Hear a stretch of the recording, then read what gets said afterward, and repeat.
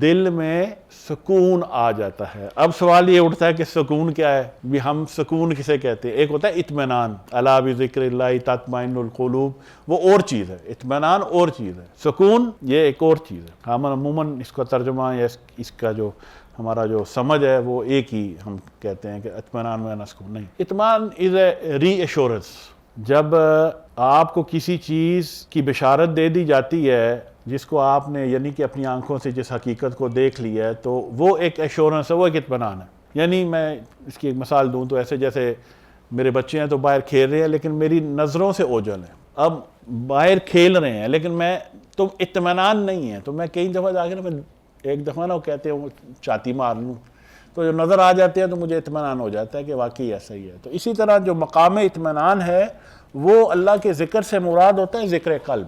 ذکر قلب سے پہلے کوئی اطمینان نہیں ہے، یہ بھول جائیں۔ الذین آمنوا وتطمئن قلوبہم بذکر اللہ، الا بذکر اللہ تطمئن القلوب، کہ وہ جو ایمان لائے یعنی بیعت کی اور پھر ان کے دلوں نے اللہ کے ذکر سے اطمینان پا لیا، یعنی کہ دل استقامت میں 24 گھنٹے اللہ اللہ کرنا شروع کر دیا، اور اللہ فرماتا ہے الا بذکر اللہ تطمئن القلوب، اور بلا شبہ اللہ ہی کے ذکر میں ہے یہ اطمینان۔